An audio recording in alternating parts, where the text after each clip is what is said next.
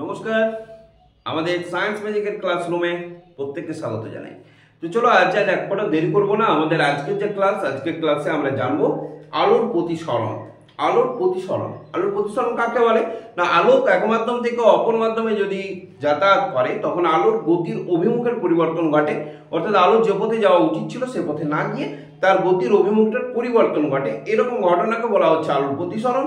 এই আলোর প্রতিসরণটা দুরকম ঘটতে পারে, অর্থাৎ একটা হতে পারে লঘু মাধ্যম থেকে ঘন মাধ্যমে প্রবেশ করতে পারে, সে সময় একটা আলোর প্রতিসরণ ঘটবে, অথবা ঘন মাধ্যম থেকে লঘু মাধ্যমে প্রবেশ করবে তখন হতে পারে। তো চলো লঘু মাধ্যম ঘন মাধ্যম বলতে কেমন, যেমন বায়ু মাধ্যম থেকে কাঁচ মাধ্যম হতে পারে, সেটা হচ্ছে লঘু মাধ্যম থেকে ঘন মাধ্যমে আলো প্রবেশ করবে, বা কাঁচ মাধ্যম থেকে বায়ু মাধ্যমে আলো আসবে, সেটাও হতে পারে। তাহলে আমরা এখানে দেখে নেব যে কি রকম ভাবে আলোর গতির পথের অভিমুখটা পরিবর্তন হচ্ছে। তাহলে আমরা এখানে দুটো ছবি এঁকেছি, আশা করি এই ছবিগুলো দেখে তোমাদের বুঝতে অনেকটাই সুবিধা হবে। তো প্রথম ছবিটা যেটা রয়েছে সেখানে আমরা দেখতে পাচ্ছি উপরের মাধ্যমটাকে লঘু মাধ্যম ধরা হয়েছে এবং নিচের মাধ্যমটাকে আমরা ঘন মাধ্যম ধরেছি। এখন এই অবস্থায় লঘু মাধ্যম থেকে ঘন মাধ্যমের দিকে একটা আলো এসে পড়েছে, যেটা হচ্ছে এও আপতিত রশ্মি। সেটা প্রতিষ্ঠিত হওয়া উচিত ছিল ওসি পথে, কিন্তু ওসি পথে না গিয়ে সেটা গেল কোন পথে, ও বি পথে গেল। তাহলে আমরা দেখতে পাচ্ছি এখানে আপতন কোণ হচ্ছে আই, কোণটাকে প্রকাশ করা হচ্ছে এ ও এন, এই কোণটাকে আপতন কোণ বলা হচ্ছে, আই চিহ্ন দ্বারা প্রকাশ করা হচ্ছে প্রতিসরণ কোণ। প্রতিসরণ কোণ মানে অভিলম্ব সাথে, অর্থাৎ এন ওয়ান যেটা আমি অভিলম্ব অঙ্কন করেছি, সেই অভিলম্বের সাথে যে কোণটা উৎপন্ন করছে, প্রতিসৃত রশ্মি যে কোণটা উৎপন্ন করছে তাকে বলা হচ্ছে কোণার।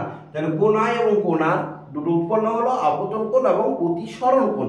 আমরা এখানে দেখতে পাচ্ছি আপতন কোণটা সবসময় বড় হবে, প্রতিসরণ কোণটা ছোট হচ্ছে। কেন?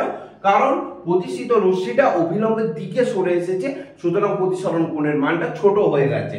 ঠিক একই রকম ভাবে আমরা এখানে দেখতে পাচ্ছি লঘু মাধ্যম থেকে ঘন মাধ্যমে যেমন দেখলাম, এটা ঘন মাধ্যম থেকে লঘু মাধ্যমের দিকে আলোক রশ্মিকে যাতায়াত করানো হয়েছে। সেই জায়গায় আমরা দেখতে পাচ্ছি যে আলোক রশ্মিটা অভিলম্ব থেকে দূরে সরে যাচ্ছে। দূরে সরে যাওয়ার জন্য সেম একই রকম ভাবে আমরা দেখতে পাচ্ছি আপতন কোণ এবং প্রতিসরণ কোণ উৎপন্ন হলো। আপতন কোণটা কিন্তু ছোট হবে, প্রতিসরণ কোণটা কিন্তু এই ক্ষেত্রে বড় হচ্ছে, আর ইজ গ্রেটার দেন কোণাই।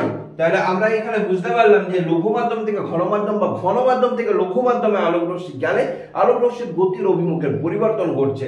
এখন কেমন ধরনের পরিবর্তন ঘটলো না, লঘু মাধ্যম থেকে ঘন মাধ্যমে হলে আলোক রশ্মিটা অভিলম্বের দিকে সরে এলো, এবং ঘন মাধ্যম থেকে লঘু মাধ্যমে যখন যাচ্ছে তখন কি হচ্ছে, অভিলম্ব থেকে দূরে সরে যাচ্ছে। তাহলে আমরা এই ভিডিওর মাধ্যমে বুঝতে পারলাম যে আলোক রশ্মির প্রতিসরণের মূল যে কনসেপ্ট, সেখান থেকে এটাই এলো যে এক মাধ্যম থেকে অপর মাধ্যমে গেলে আলোক রশ্মির গতির অভিমুখের পরিবর্তন ঘটে।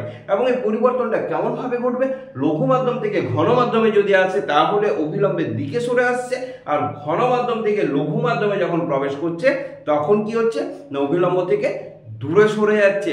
তাহলে এখান থেকে আমরা চ্যুতিকোণ পাবো। পরবর্তী ভিডিওটা দেখতে হবে, যেখানে আমরা পেয়ে যাব চ্যুতিকোণ কাকে বলে। তো অপেক্ষা করো পরের ভিডিওর জন্য।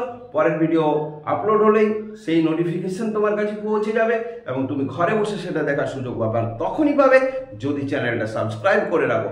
তাই আর দেরি নয়, চ্যানেলটা সাবস্ক্রাইব করতে কেউ ভুলবেন না। Good night, thank you.